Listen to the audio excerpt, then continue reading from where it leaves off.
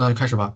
Hello everyone, welcome to our presentation about gender equality. I'm Wang Chaowei, and we are four group members, and I'm honored to be your host for today's session. Gender equality is not just a women issue; it is a human rights issue that affects all of us.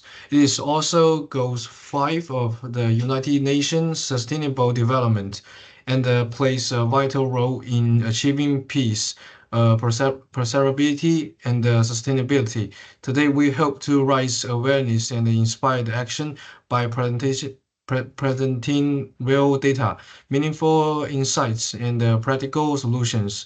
Here, what we will be covered today, and the next one. Hello everyone, I'm Zhang XINYUAN. Ensuring equal access to primary and secondary education for girls. Education is not just a right, it is the most powerful tool we have to empower girls and transform societies. When girls receive quality education, they are more likely to earn higher incomes, lead healthier lives, participate meaningful in their communities, and raise educated children themselves. Simply put, investing in girls' education is investing in a more uh, equitable and possible for future for everyone. Without it, the foundation progress on their aspects of garden equality remains fragile. Despite significant global efforts, such inequalities persist. Millions of girls, particularly in the poorest countries and conflict-affected regions, are still denied their right to a full education or are focused to drop out early.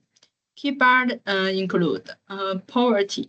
Families strongly to service often prioritize boys' education or need girls to work or care for younger siblings.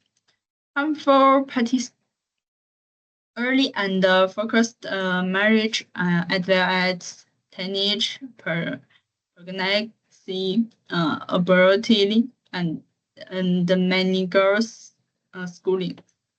Safety and infrastructure. Long unsafe journeys to school and lack of basis facilities like spaces, toilets, and sanitation deter girls from attending.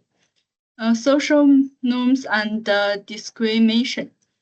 Deep-rooted beliefs that bird with girls' education or assume their rigid academic roles. My research builds on UNESCO list data. Out of school children, globally, 122 million girls were out of school in 2022. Sub-Saharan Africa and Sub-Saharan are hardest hit. In West Africa, girls stomach secondary leave dropped out rest. Completion rest. Poverty in the strongest particular of their girl efficient school. Girls from the poorest household drop off far more than healthy pair. Conflict design school making education dangerous, especially for girls. Utilizing analysis access data is currently for our panel discussion for several reasons. First is provides identifiable evidence. The second is identifies root causes. The third is seeks patiently for action. The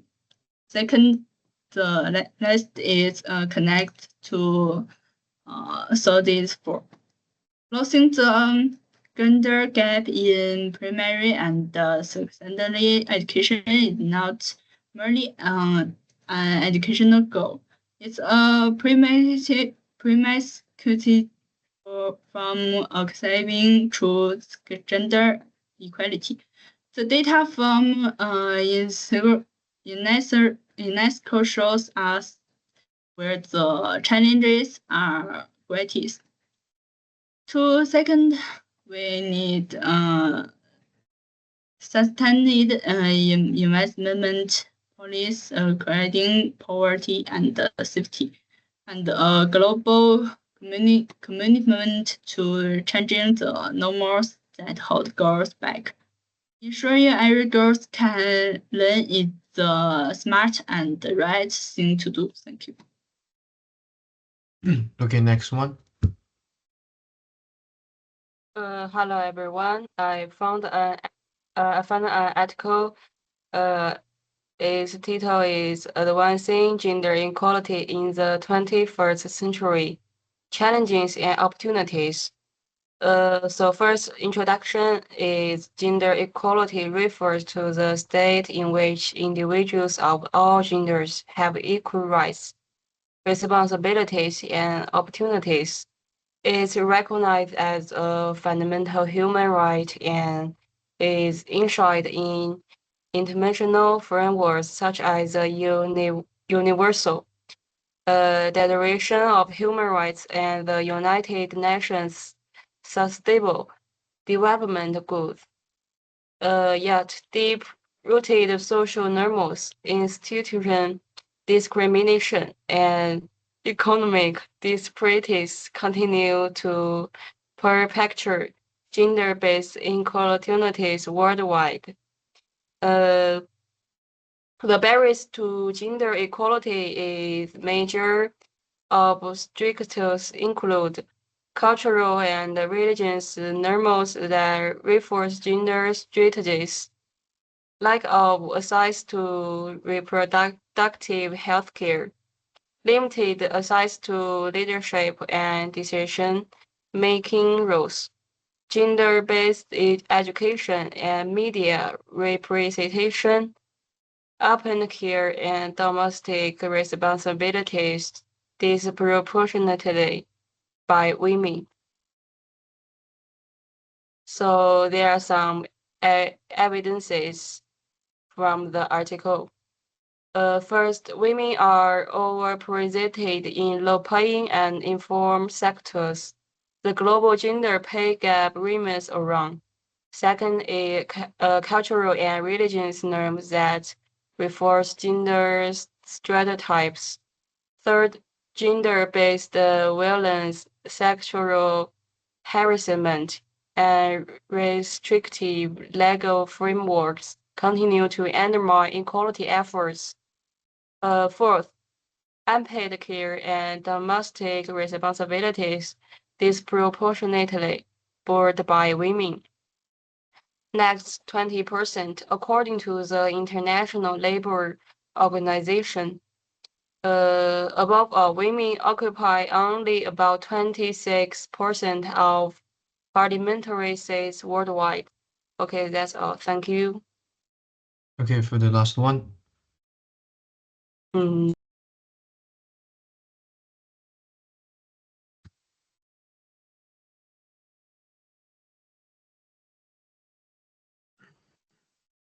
Okay, so hello everyone. So for me, I will introduce the topic that reduced the inequality. So one of the aspects is that economic inequality driven by gender discrimination in the workplace. And this aspect examines how gender-based wage discrimination perpetuates and economic inequality globally. So the key elements include that first of all, systemic undervaluation of women's labor. Second, the barriers to career advancements. For example, the glass ceilings, occupational segregation. And the last one is the intersectional impact on women of color and migrants and low-income groups. So without targeted interventional gender pay gaps undermine SDG and turn by reinforcing cycling of poverty and limiting social mobility. And so I found the quantitative data is that the women globally earn 20% less than men on average, with gaps exceeding 30% in high-income countries. And the underlying causes is that the discriminatory hiring practices and lack of paid parental leave and the workplace bias accounts for 40% of the gap. So the last part is that I want to introduce how evidence supports the assigned aspects. First of all, the proved systemic barriers in empirical data shows that the gender pay gaps are widespread and quantitative.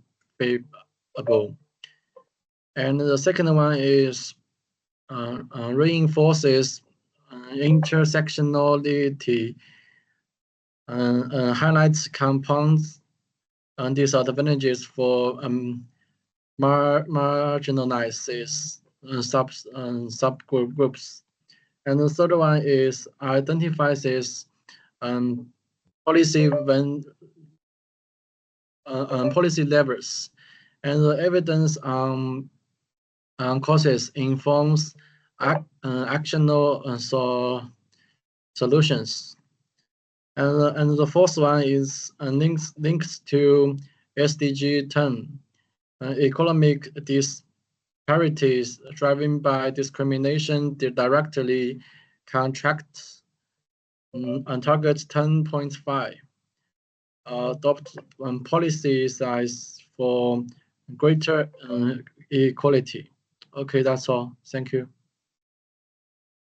To the end, as we conclude our presentation, I'd like to leave you with this thought. Gender equality is not just a goal, it is a shared responsibility. It affects how we live, how we work, and how we relate to one another. Creating an equal world doesn't mean making everyone the same. It means ensuring that everyone, regardless of gender, has the same rights, opportunity, and the respect.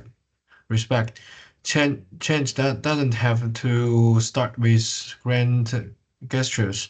It begins with awareness, conversation, and every action. Standing up against the stereotype, supporting fair policies, and treating everyone with dignity. Let us be the generation that not only talk about equality, but live it, practice, and spirit. thank you all for being here, for listening, and for caring. Now we have a talk. We have a talk conversation.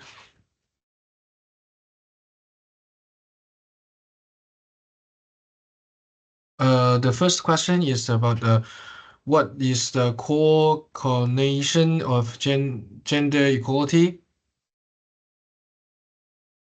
Uh, I think gender equality means that regardless of male or female, individuals should enjoy equal rights, opportunities, and resources in all sides of society, such as law, education, employment, and politics, without being restricted by gender stereotypes. Thank you. Okay, that's great. About another question, which phenomenon in the workplace are examples of gender inequality?